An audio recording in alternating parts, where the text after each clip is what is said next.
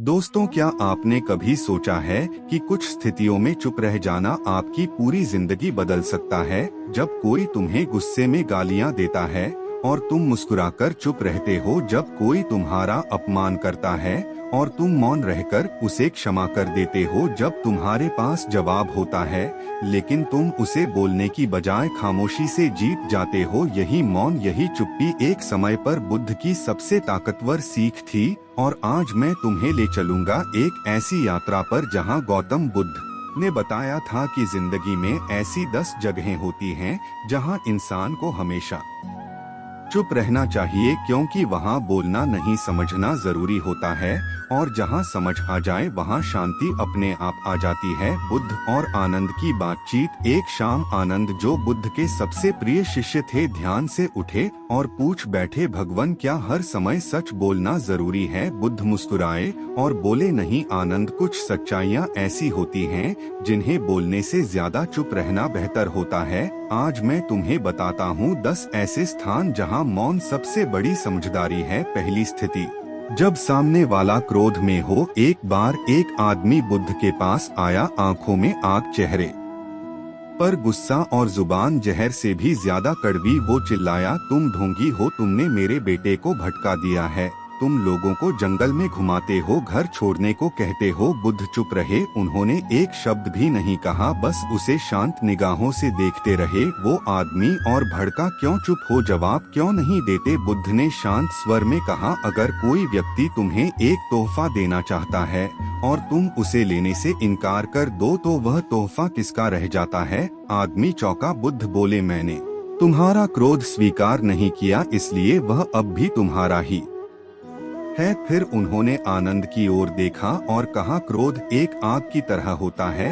अगर तुम उसमें कूदोगे तो जल जाओगे, लेकिन अगर तुम दूर खड़े होकर उसे बुझने दो तो वह सिर्फ धुआं बनकर उड़ जाएगा। सच्चाई यह है, जब कोई क्रोध में होता है तो वह खुद कोई हमारा अपमान करे और अंदर से आग की तरह गुस्सा उठे, तब क्या करें? बुद्ध ने एक लोटा पानी मंगवाया, उसे थामे हुए बोले, इस लोटे में तुम जहर मिला दो और फिर किसी प्यारे व्यक्ति को पीने को कहो, क्या दोगे? शिष्य ने कहा, नहीं भगवान, मैं जहर क्यों दूंगा? बुद्ध बोले, लेकिन जब तुम क्रोध में बोलते हो तो यही जहर अपने प्रियजनों को पिलाते हो। फर्क सिर्फ इतना है, वो शब्दों का जहर होता है, क्रोध वो क्षण होता है जब आत्मा मन के अंधकार में खो जाती है, और ऐसे समय में बोले गए शब्द ना तीर की तरह वापस आते हैं, ना तलवार की तरह मिटते हैं, वह हमेशा के लिए दिल में रह जाते हैं, घाव की तरह। इसलिए बुद्ध कहते हैं, अगर मन अशांत हो तो जुबान को शांत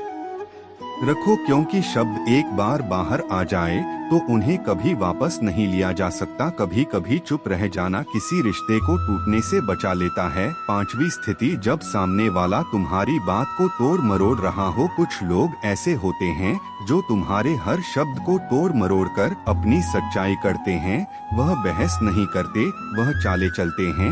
एक बार किसी राजा ने बुद्ध से सवाल किया, भगवान, अगर कोई बार बार मेरी कही बातों को गलत ढंग से फैलाए, मुझे झूठा साबित करें, तब क्या करूं? बुद्ध ने मुस्कुराकर कहा, राजन, अगर कोई तुम्हारी बातों को मोड़कर अपनी तलवार बना रहा है तो क्या तुम अपने ही शब्दों से खुद को घायल करोगे? फिर उन्होंने एक कथा सुनाई। एक साधु नदी के किनारे बैठा ध्यान कर रहा था। एक व्यक्ति आया और साधु के शब्दों को गलत अर्थों में लेकर गांव में फैलाने लगा। लोग साधु को ताना देने लगे, लेकिन साधु मौन रहा। वर्षों बाद उसी गांव ने साधु को महात्मा की तरह पूजा। बुद्ध बोले, सच हमेशा समय से साबित होता है, तुम्हारी चुप्पी तुम्हारी गरिमा की रक्षा करती है। इसलिए जहां लोग सिर्फ सुनने नहीं तोड़ने के इरादे से आते हो, वहां मौन ही सबसे बड़ा उत्तर होता है। छवि स्थिति, जब तुम्हें पूरी सच्चाई ना पता हो। एक दिन एक युवक दौड़ते हुए बुद्ध के पास आया, भगवान, मैंने सुना है कि आपके एक शिष्य ने चोरी की है, यह तो आपके आश्रम की मर्यादा को तोड़ता है। बुद्ध ने उसकी आंखों में देखा, शांति से पूछा, तुमने देखा नहीं भगवान? किसी ने बताया। बुद्ध मुस्कुराए, तो तुम वही कर रहे हो जो अधूरे ज्ञान वाले करते हैं। तुम सच नहीं जानते, फिर भी न्याय करने आए हो। क्या तुम्हें पता है, आधा सच पूरा झूठ बन सकता है। फिर उन्होंने कहा, सच्चाई एक खिला हुआ कमल है जो समय के साथ खुलता है। अगर तुम अधूरी पंखुड़ियों पर राय दोगे तो तुम उसकी सुंदरता से वंचित रह जाओगे। बुद्ध सिखाते हैं, जो जानते हैं वह चुप रहते हैं, क्योंकि उन्हें पता होता है कि सच्चाई बोलने की मोहताज नहीं होती, वो धीरे धीरे खुद सामने आ जाती है। इसलिए जहाँ तुम्हारे पास पूरी कहानी ना हो, वहाँ मौन तुम्हारी समझदारी की पहचान बनता है। 7वीं स्थिति, जब कोई दुख में हो। एक दिन बुद्ध के पास एक महिला रोती हुई आई, कंधे पर अपने मृत बच्चे का शव उठाए वो चिल्ला रही थी, भगवान मेरा बेटा मर गया है, आप तो चमत्कारी है, कृपा कीजिए उसे जीवित कर दीजिए। बुद्ध ने उसे देखा, एक क्षण चुप रहे, फिर कहा, मैं उसे वापस ला सकता हूँ, लेकिन पहले तुम मुझे एक ऐसा घर खोज कर लाओ जहाँ कभी कोई मरा ना हो। महिला दौड़ पड़ी, हर घर के द्वार पर गई, हर कोई यही कहता, हमने भी अपनों को खोया है। वो लौटी शांत चुप, उसके आंसू अब ज्ञान में बदल चुके थे। बुद्ध ने कुछ नहीं कहा, बस उसके पास बैठ गए। कभी कभी दुख में सबसे बड़ी दवा कोई शब्द नहीं होता, बल्कि वह मौन होता है जो साथ निभाता है। बुद्ध कहते हैं, जब कोई टूट रहा हो तो उसे उपदेश नहीं, बस एक मौन उपस्थिति चाहिए जो कहे, मैं तेरे साथ हूँ, क्योंकि उस क्षण में सुनना नहीं, महसूस करना जरूरी होता है। 8वीं स्थिति, जब कोई तुम्हारी हर बात में टूकता हो। कभी कभी तुम कुछ कहने जाओ और सामने वाला हर वाक्य पर टोकाटोकी करने लगे। ऐसे लोग सुनने नहीं आए होते, बल्कि जीतने आए होते है। बुद्ध के समय में एक तर्की ब्राह्मण आया जो हर बात में दलील देता, विरोध करता और बार बार बुद्ध की बातों को काटता। बुद्ध शांत रहे। आनंद ने पूछा, भगवान आप जवाब क्यों नहीं दे रहे, वो तो आपका अपमान कर रहा है। बुद्ध मुस्कुराए, वो तीर चला रहा है, मैं उसे ढाल क्यों दूं। और फिर बोले, अहंकार जब विचारों से बड़ा हो जाए तो संवाद मर जाता है।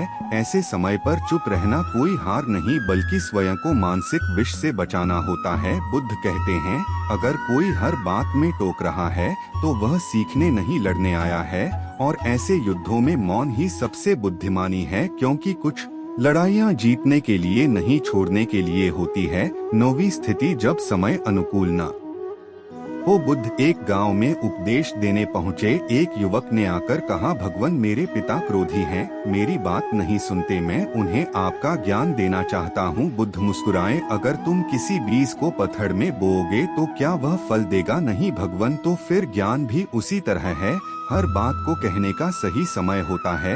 अगर तुम समय से पहले बोले तो वह शब्द भी कांटों जैसे चुभेंगे। बुद्ध बताते हैं, जैसे सूरज धीरे धीरे उगता है, वैसे ही कुछ बातें समय के साथ ही खिलती है।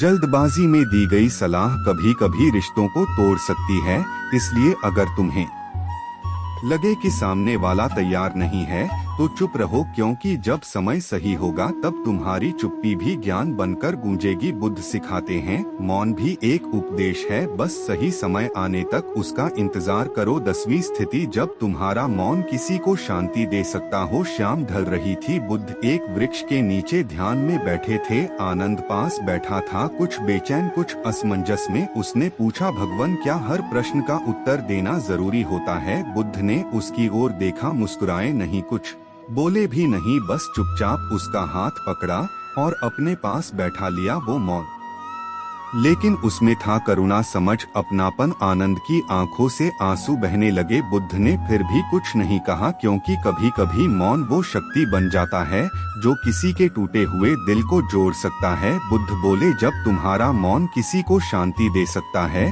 तो उसे उपदेश बनाने की जरूरत नहीं होती। कभी कभी चुप रहकर तुम किसी का सबसे बड़ा सहारा बन जाते हो। मौन में भी प्रेम होता है, और वह प्रेम कभी शब्दों से नहीं दिया जा सकता। उस दिन आनंद को समझ आया कि बुद्ध होने का मतलब यह नहीं कि तुम बहुत बोलते हो, बल्कि यह कि तुम समझते हो कब नहीं बोलना चाहिए। मित्र, अगर आपने ध्यान से सुना है तो शायद अब आप भी समझ गए होंगे कि जिंदगी में हर बात का जवाब देना जरूरी नहीं होता। कभी कभी चुप रह जाना ही सबसे बड़ी समझदारी होती है, और जो यह समझ गया कि कब चुप रहना है, वह समझ गया कि जीवन को कैसे जीना है। ऐसी ही और बुद्ध के ज्ञान से भरी कहानियाँ जानने के लिए मेरे चैनल को लाइक करें, शेयर करें और सब्सक्राइब करना ना भूलें। मिलते हैं अगली रोशनी भरी कहानी में।